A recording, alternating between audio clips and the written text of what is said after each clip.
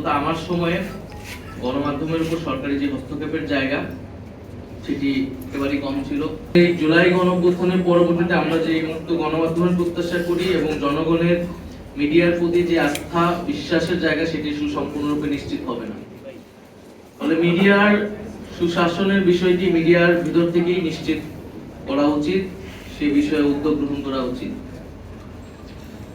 দ্বিতীয়ত, আমরা এই অন্তর্বর্তী সরকারের সময়ে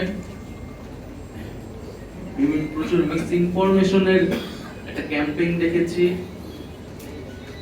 এবং বাংলাদেশের গণমাধ্যমগুলোতেও এই মিস ইনফরমেশন নানাভাবে ছড়ানো হয়েছে।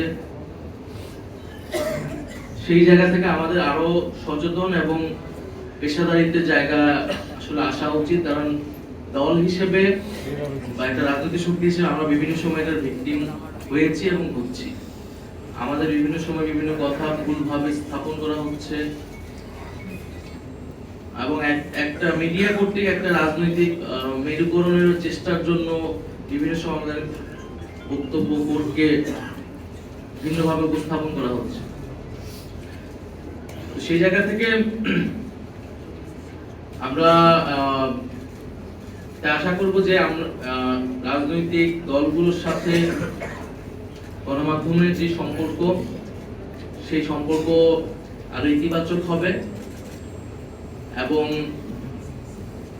যে মুক্ত গণমাধ্যমের প্রতিশ্রুতি আমরা সকলেই দিচ্ছি সেটি আসলে আরো কিভাবে কার্যকর করা যায় সেই বিষয়ে আমরা যদি আরো বাস্তবিক অর্থে আরো খোলামেলা আমরা নিজেদের মধ্যে আলোচনা করতে পারি, সেই রূপরেখা তৈরি করতে পারি, এটি আমাদের জন্য ভালো হবে।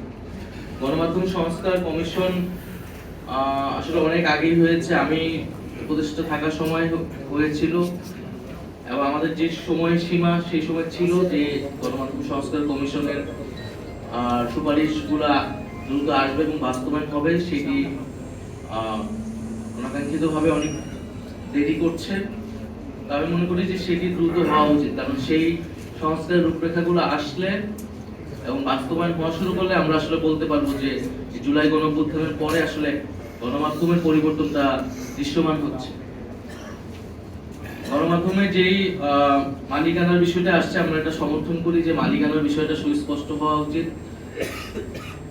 বিভিন্ন কর্পোরেট মালিকানা কোন একটি গোষ্ঠী বা বিভিন্ন কায়েমি স্বার্থে গণমাধ্যমকে ব্যবহার করার সুযোগ পায়, ফলে গণমাধ্যমগুলো জনগণের কথা না বলে বিশেষ রাজনৈতিক উদ্দেশ্য অনেক সময় ধারণ করে।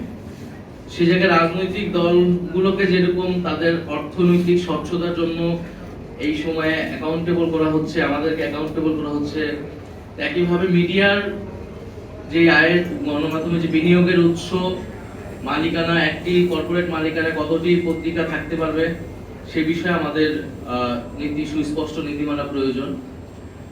এবং বিগত 16 বছরে বিশেষত ইলেকট্রনিক মিডিয়ার ক্ষেত্রে মিডিয়ার বিকাশটা বিগত 16 বছরে হয়েছে এবং প্রচুর ইলেকট্রনিক মিডিয়া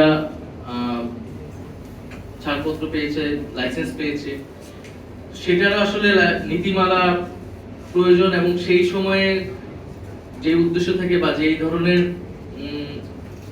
ব্যবস্থাপনায় এই মিডিয়াগুলো তৈরি করা হয়েছিল, অভ্যুত্থান পরবর্তী সময়ে আসলে তাদের কি সেই মিডিয়াগুলো বিষয়ে আসলে কোনো ধরনের নীতি আসেনি। তো জাতীয় নাগরিক পার্টি মুক্ত গণমাধ্যমের পক্ষে বিশ্বাস করে এবং আমরা বিশ্বাস করি যে গণতন্ত্র চর্চার জন্য, মানুষের মত প্রকাশের স্বাধীনতার জন্য মুক্ত গণমাধ্যম একটি অতি গুরুত্বপূর্ণ মানদণ্ড।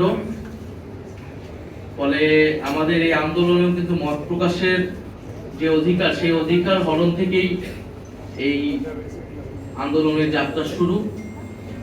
ফলে জুলাই গণঅভ্যুত্থানের সেই আকাঙ্ক্ষাকে ধরে আমরা বলতে চাই যে ভবিষ্যৎ বাংলাদেশে আমরা গণমাধ্যমে যে ধরনের দলীয়করণ দেখি, গণমাধ্যমের উপরে সরকারি হস্তক্ষেপ দেখি, গণমাধ্যমের উপর নানা ধরনের সামাজিক চাপ দেখি, সেগুলো থেকে বের হয়ে সত্যিকার অর্থে গণমাধ্যম কাজ করতে পারবে এবং সাংবাদিকরা তাদের নিরাপত্তা এবং পেশাদারিত্ব বজায় রেখে মানুষের পক্ষে সেই কাজগুলো করতে পারবে। এই বিগত এই অন্তর্বর্তী সরকারের সময়ে গণমাধ্যম যে কিছু নানামুখী চাপের মধ্যে বিভিন্ন সময় পড়েছে। একটা হচ্ছে সরকারি হস্তক্ষেপের জায়গা গণমাধ্যমের উপর অনেক কমেছে বলে আমি মনে করি। অন্তত আমার সময়ে গণমাধ্যমের উপর সরকারি যে হস্তক্ষেপের জায়গা সেটি একেবারেই কম ছিল, কিন্তু সামাজিক নানা ধরনের চাপ তৈরি হয়েছিল গণমাধ্যমের উপরে, এবং সেই সামাজিক চাপগুলো আসলে ক্ষোভগুলা কেন গণমাধ্যমের বিশেষ গণমাধ্যমের বিরুদ্ধে হয়েছিল সেটিও আমাদের আসলে বিশ্লেষণ করা প্রয়োজন। আমাদের অবশ্যই গণমাধ্যমের পক্ষে দাঁড়াতে হবে, কোনো গণমাধ্যম বন্ধ করার পক্ষে আমরা কখনোই বলি নেই, বরং বিভিন্ন সময় যখন এই আলোচনাগুলো এসেছে আমরা গণমাধ্যমের পক্ষে থেকেছি। কিন্তু একই সাথে গণমাধ্যমে যে বিগত সময়ের ভূমিকা বা গণমাধ্যমের ভিতরে যে নানান ফ্যাসিবাদী প্রবণতা সেটার বিরুদ্ধে আমরা কখনো কখনো বলেছি, কিন্তু এর বলা মানে এই না যে আমরা মুক্ত গণমাধ্যমের বিপক্ষে, বরং গণমাধ্যম যাতে স্বাধীনভাবে মুক্তভাবে জনগণের পক্ষে কথা বলতে পারে সে উদ্দেশ্যেই মূলত এই বক্তব্যগুলো বিভিন্ন সময় এসেছিল।